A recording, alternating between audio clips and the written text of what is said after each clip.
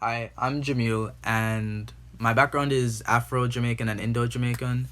And growing up, I was aware that my great grandmother was Indian. I was aware that our family was a mix. You had pure Africans, you had Douglas, you had Indians, and growing up, I just understood that I was Jamaican, and those were two parts of me, right? So you dance Huse, you dance Jonkunu, you eat roti one day, you eat hardo bread the next day. It's dal and rice one day, rice and peas the next day, and those are like just things that I understood were part of like my culture and my family, and I never really thought much of it. I never really thought you had to look a certain way. I never thought your hair had to be any type of way, or your skin had to be a certain shade of brown, or anything like that.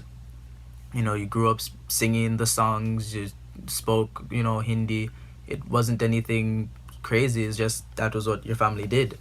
And then coming to America, you realize that like things are a lot more cut and clear. Like things are more black and white, or in this case, black and brown. And so, I realize I have a lot of friends who are, a similar mix of me. They have like an Indian grandparent, great grandparent, or even a parent, but they don't claim it because they don't have the look, or and I'm like, well, that's crazy because like that's part of you. And I've always been big on like culture and representing all, facets of who you are.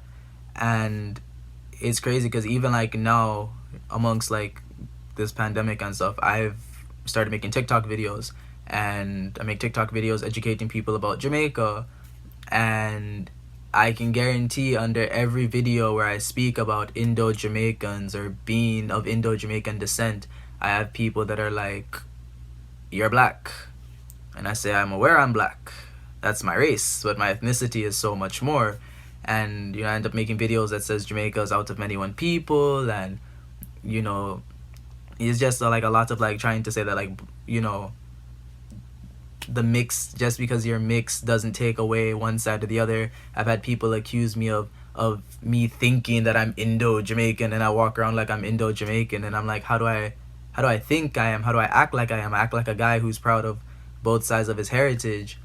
And I make this argument. I say, well, if I was claiming a great grandfather from Nigeria and I was claiming his tribe, none of you guys would be arguing that I shouldn't be doing that. But because it's India, there's a problem. And I never get that from like Jamaicans. I've never gotten that issue from Jamaicans. I tend to get that issue from like Trinidadians and Guyanese, especially like Indo Trinidadians and Guyanese, or especially like Douglas, like people who are half.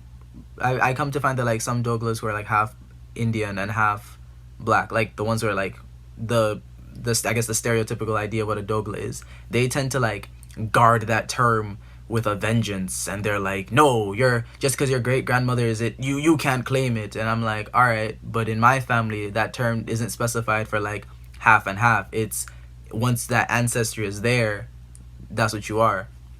And trying to explain that like cultural and I guess family differences, they're just like very set on it. I've had people say I'm fearful of being called black, which is why I identify as a Dougla. But the thing is, here, especially in like the States, when I say I'm a Dougla, people will say, well, what does that mean?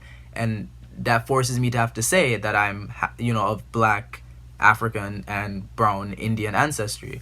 um and so that's just what my experience is like. I've Yeah, like I've had the Indianness questioned. And it's like weird because like I'll have people who say, oh, I can kind of see it, and I'm like, well, I mean, I don't expect you to. I'm not. I don't expect you to see, Gandhi when you look at me, but don't be surprised or mad when I wear a kurta, or you see me, eating dal and rice. Like, understand that those are parts of my culture, and that's just what it's like. It took me a while to like feel comfortable, like embracing, like I grew up with that Indian heritage. Coming to the States, I kind of put it aside because I was like, it's not doing anything, and it's causing more trouble than it is, like it's doing more harm than good. And then it wasn't until I got into college and I was like, there was no reason for me to ever have to put that aside. And so like I've fallen in love with it even more. Like, I'm doing my family's genealogy, and I find the easiest thing to trace is the Indian side, because the Indians in my family only came to Jamaica, like, I think it's like 3 or 4 generations ago. So like that's easier to trace than the African side that's has a much more Jamaican history.